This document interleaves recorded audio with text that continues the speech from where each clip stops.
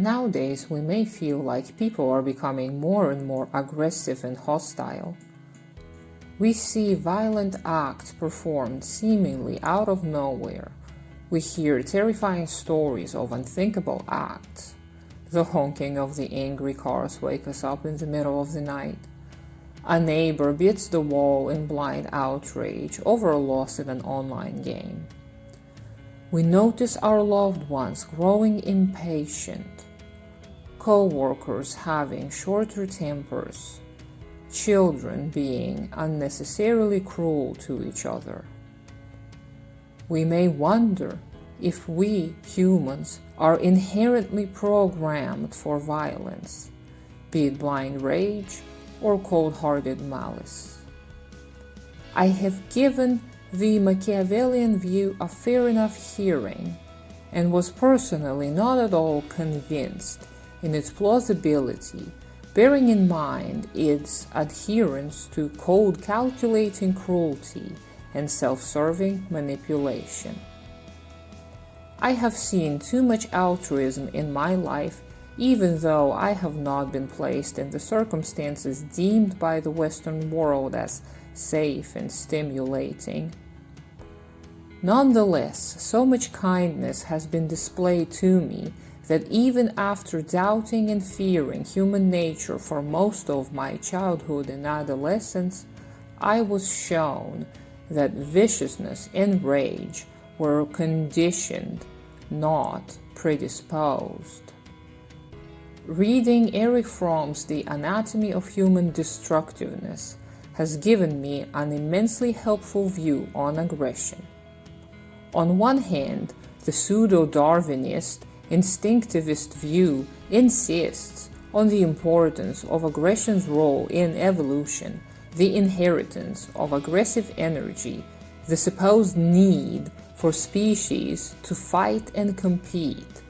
On the other, all of the animal studies that point to lack of evidence of true ferocity of animals, instead uncovering how captivity breeds antagonism, and how, when observed in their natural habitat, most animals lead what humans may perceive as a peaceful communal lifestyle.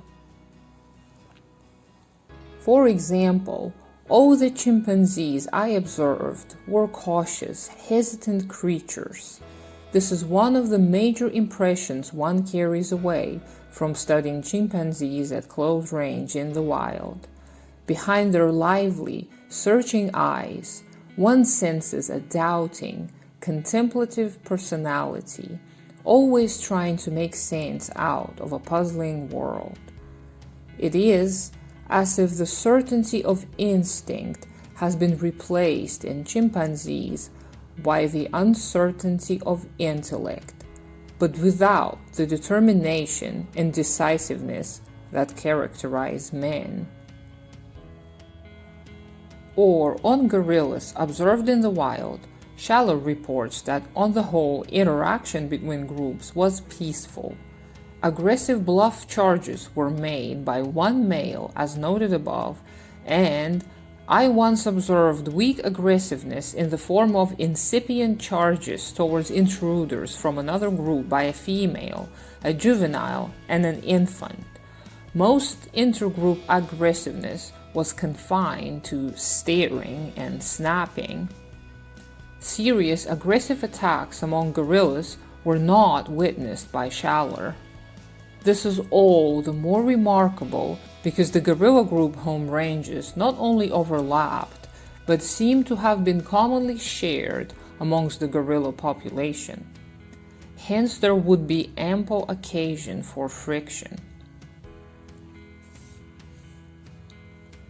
Professor Fromm gives us many more illustrative examples of animal interaction, most of which point to a thesis.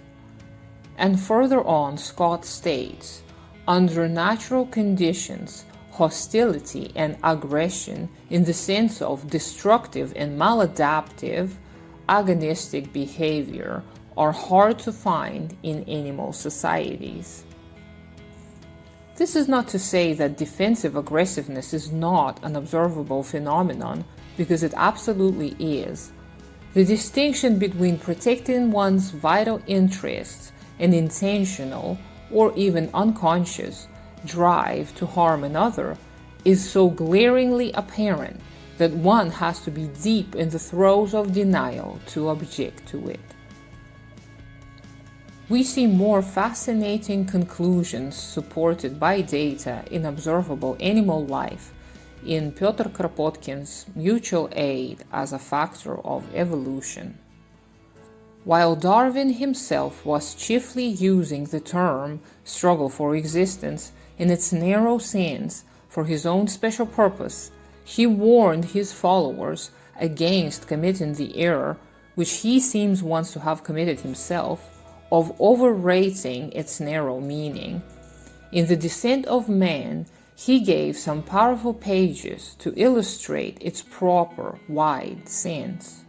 He pointed out how, in numberless animal societies, the struggle between separate individuals for the means of existence disappears, how struggle is replaced by cooperation, and how that substitution results in the development of intellectual and moral faculties which secure to the species the best conditions for survival. He intimated that in such cases the fittest are not the physically strongest, nor the most cunning, but those who learn to combine so as mutually to support each other, strong and weak alike, for the welfare of the community. Those communities, he wrote, which included the greatest number of the most sympathetic members, would flourish best and rear the greatest number of offspring.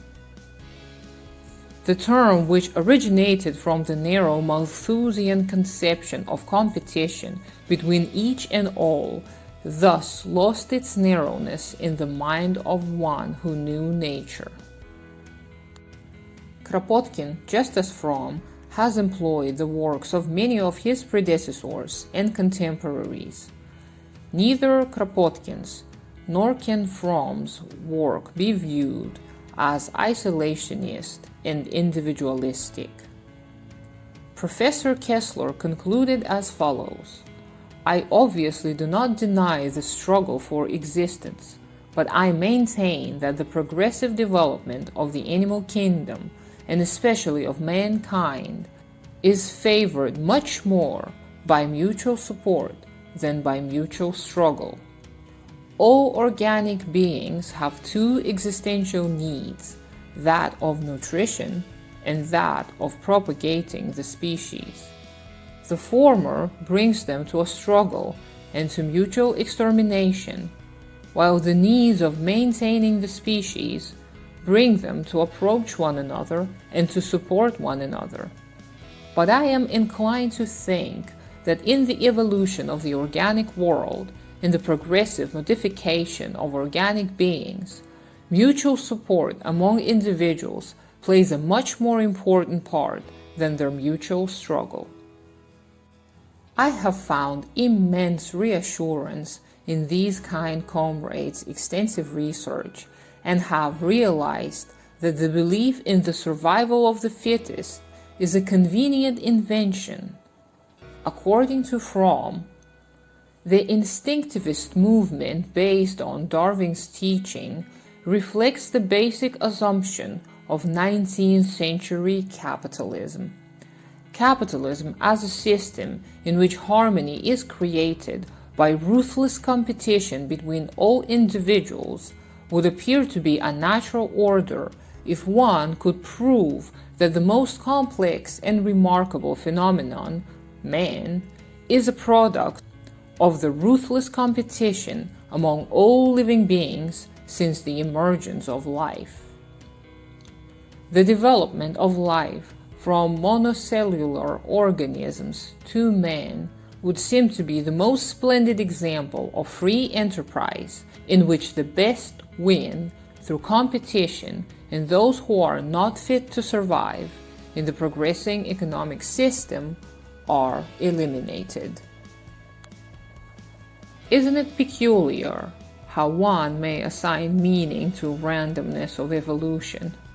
Genetic programming, the application of the principles of Darwinian evolution to the construction of algorithms, programs, and various objects of the real world, which engineers can also develop, shows how when artificial intelligence is given circumstances to create freely, so to speak, the results are astoundingly similar to what we get in accordance with our knowledge of evolutionary biology in terms of randomness and surprising inconsistency.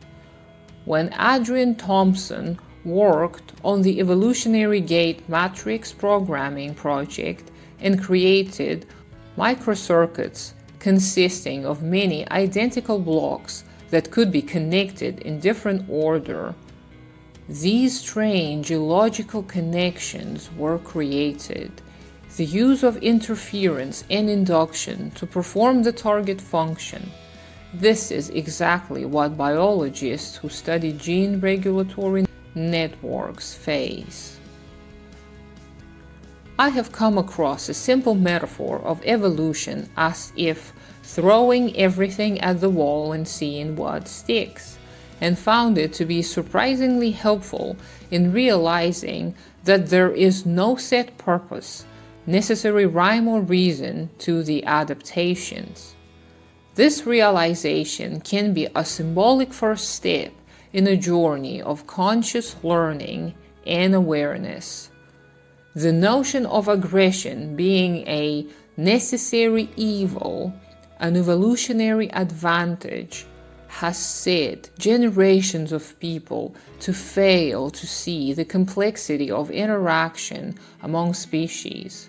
For example, excluding knowledge of mutualism and commensalism when discussing species life. Professor Fromm continues to combine his knowledge of Marxist economic theory with empirical evidence gained from years of his own clinical collaborative work, and gives us yet another brilliant analysis of how modern-day Foucault's equation of survival of the fittest to actual knowledge on evolution lead to propaganda of erroneous and harmful notions. 19th century capitalism was one of fierce competition among capitalists, which led to the elimination of the weaker and less efficient among them. In 20th century capitalism, the element of competition has to some extent given way to cooperation among the big enterprises. Hence the proof that fierce competition corresponded to a law of nature was no longer needed. Another important point of difference lies in the change of the method of control. In 19th century capitalism, control was largely based on the exercise of strict patriarchal principles, morally supported by the authority of God and King. Cybernetic capitalism, with its gigantic centralized enterprises and its capacity to provide the workers with amusements and bread, is able to maintain control by psychological manipulation and human engineering. It needs a man who is very malleable and easily influenced, rather than one whose instincts are controlled by fear of authority.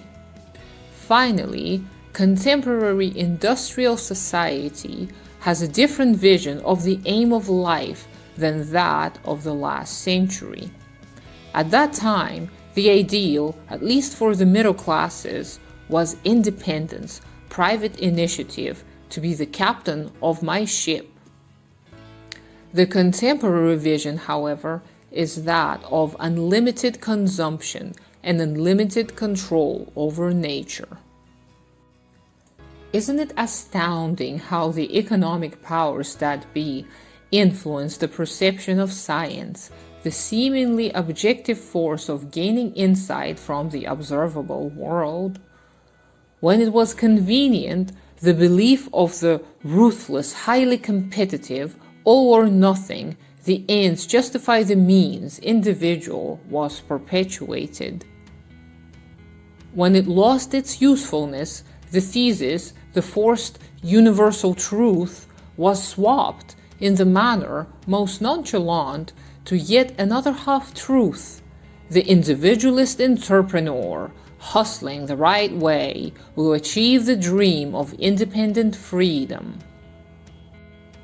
Yet many still cling to the naturalistic arguments, ignoring the glaring reality of how economic production dictates not only our lifestyles, but interferes with our perception of the material world.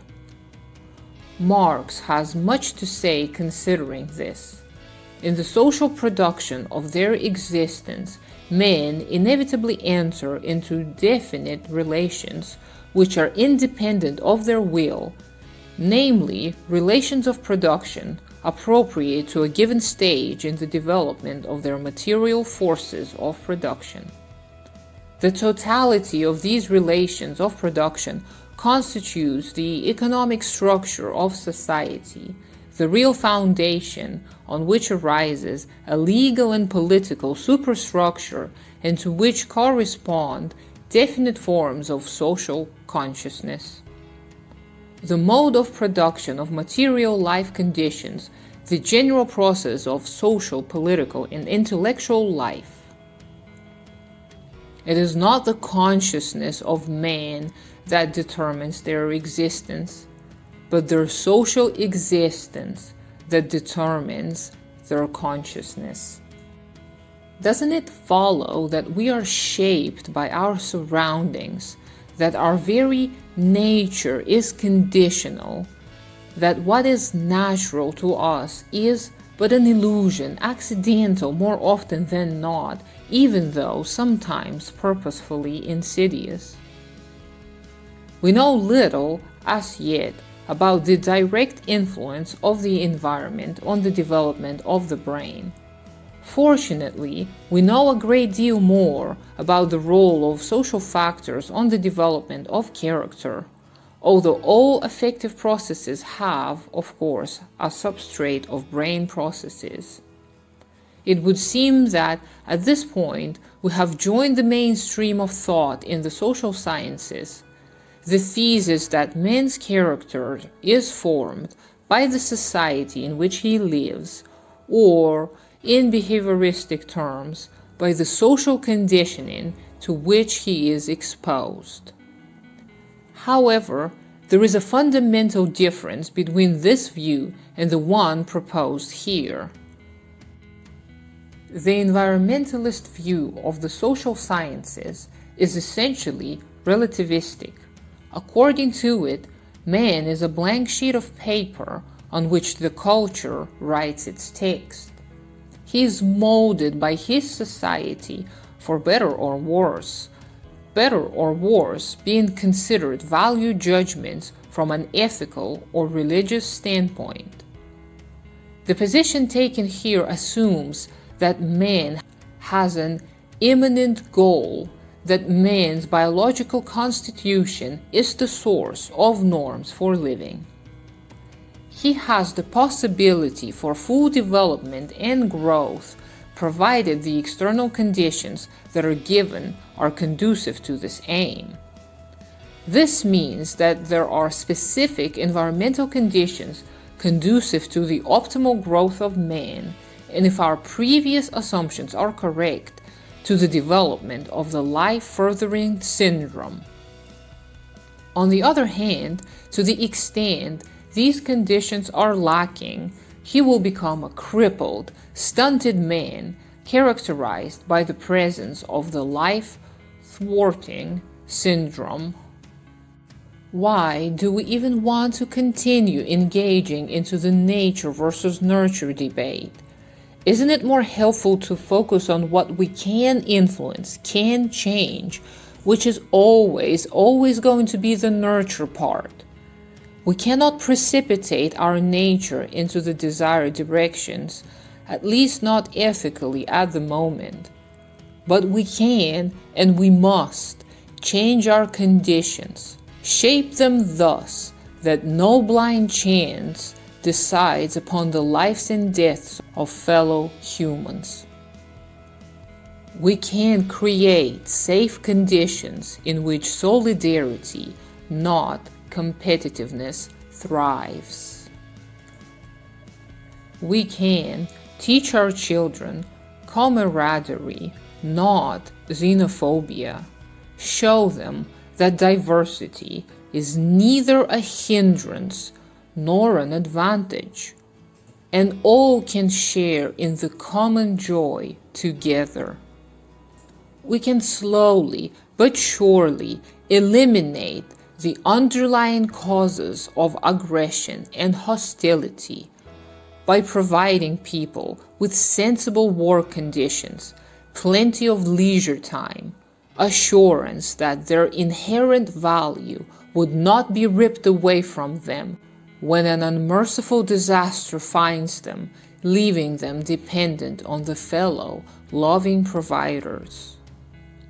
We can build together such safety nets that no vice will overcome the warm embrace of communal care. And if you say that I am but another pathetic idealist, I say in return that empirical evidence speaks louder than my words. Moreover, introspection on the human psyche provided by many dear comrades, such as already mentioned Fromm, alongside with many others, gives us a glimpse at the human potential. Studies of economic prosperity of communities who have chosen people over profit.